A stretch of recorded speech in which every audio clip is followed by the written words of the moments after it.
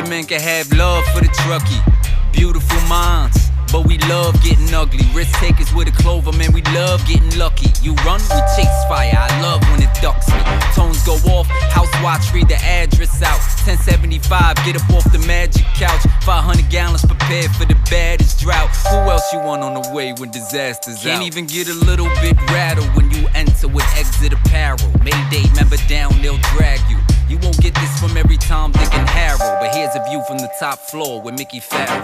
What is up, guys? This is Mickey Farrell coming to you from the TFT headquarters based here in New York City, bringing you a view from the top floor where we're discussing current topics, tactics, and dilemmas plaguing the American fire service. With a no-fluff, all-business attitude, we're going to push the limits on hot-button issues as well as shed some light on trending issues that many choose to shy away from. So what's going on, guys? This is episode number 2. Episode number 1 was a quick intro, but during that intro, I talked about kind of the guideline or the path we're going to use for this podcast. And that was message to the Probie. That was one of the outlets we're going to explore. So that said, episode number 2, we're going to jump right into it. The 10 things I wish I could tell myself as a Probie. Number 1, take this job seriously. You're one run, one call, one fire for wishing you did. People die on this job. Firefighters die on this job. We need to take this job seriously. We can have fun in the firehouse, play the games, cook the meals, but when that alarm goes off, there's a level of expertise and a level of professionalism that needs to be dialed in. Number 2, find a mentor. Now this, very, very important, but something we have to understand that you can find a mentor and very quickly you can become the mentee, meaning that when you come onto this job, you're in the fire academy and you have your instructors you looked up to. Now you get to the field, you enter the firehouse.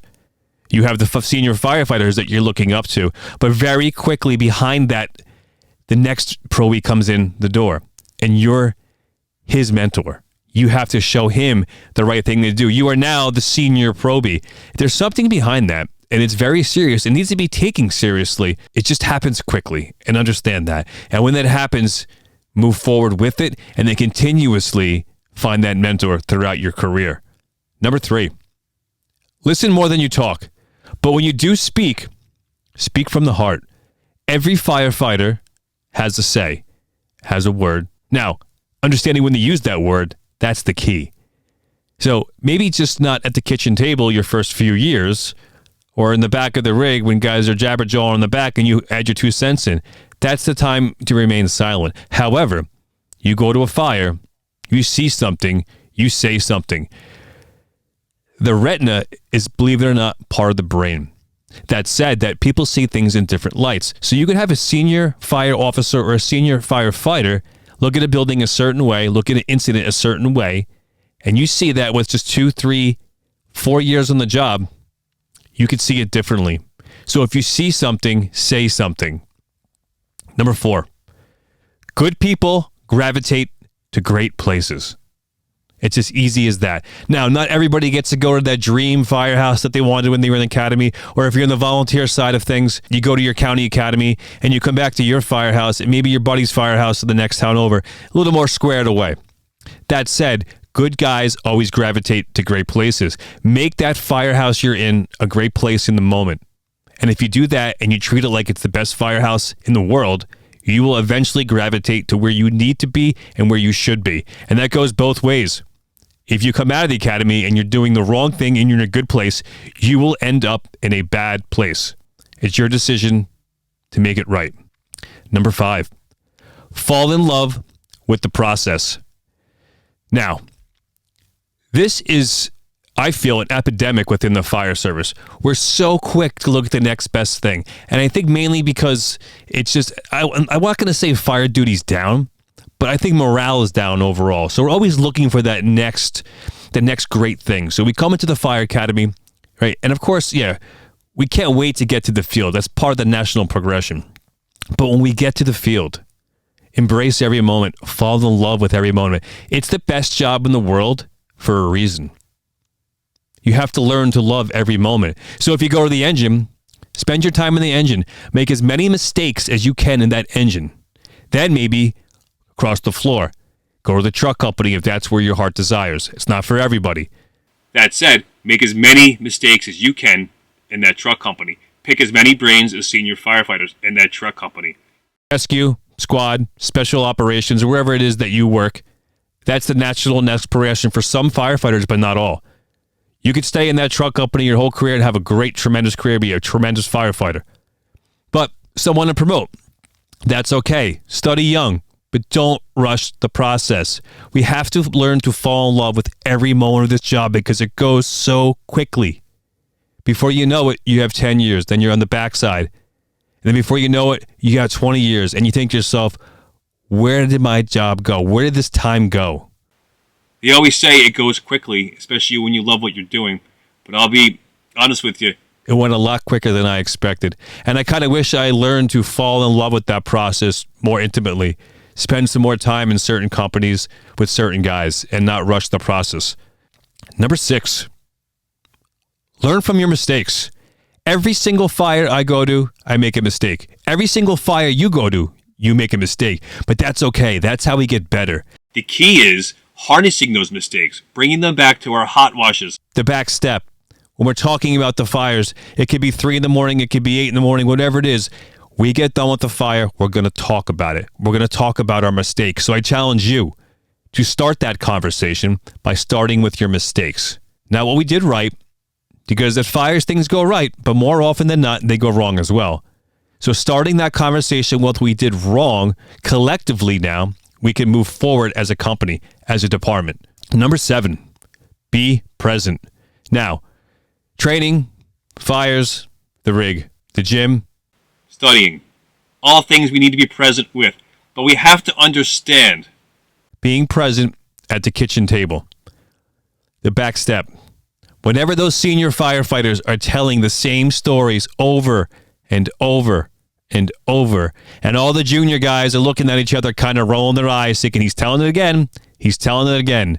Now the fire's out 4 windows instead of 2 windows. The story gets better and better every time. Well, there's a validation to that.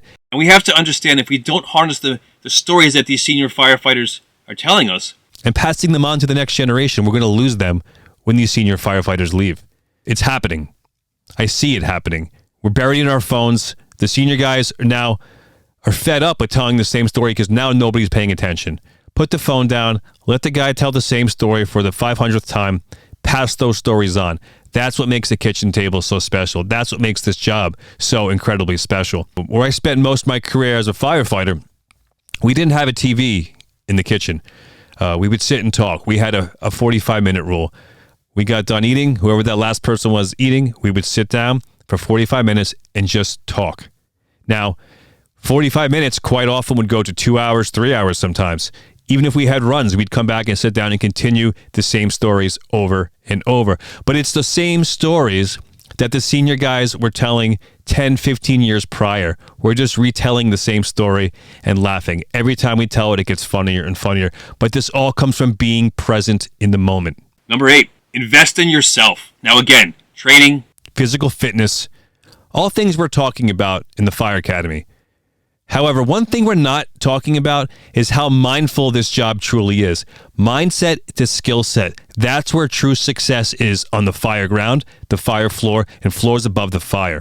We have to dial in on how mentally prepared we have to be.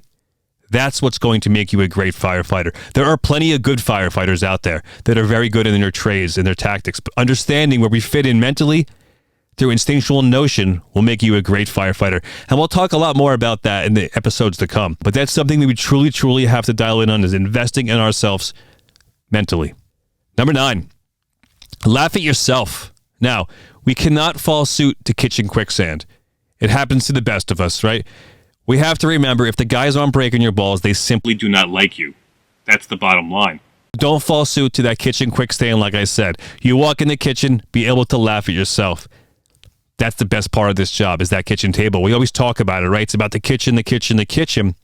We have to be able to laugh at ourselves to enjoy that kitchen. And number 10, this is probably, I feel, the absolute most important thing in the fire service. Number 10 is to always be loyal. I promise you, from the bottom of my heart, if you take care of this job, and when I say this job, the family, not a paycheck, paid volunteer. It doesn't matter. It's the fire service family. If you take care of it, nourish it, cherish it, respect it, I promise you, this job will take care of you and your family tenfold for generations and generations to come. But this is the best part. By doing the right thing, you never have to say thank you, because by simply doing the right thing is the only thanks the fire service needs. All right, guys, that's all I got for you today. The 10 things I wish I could tell myself was a Probie. We'll dive into each one of these as the episodes progress, but just a quick recap, and I feel that are probably the most 10 traits that we have to dial in for success in our career. All right, guys, I'm Mickey Farrell. Thanks for tuning in, and I'll talk to you soon.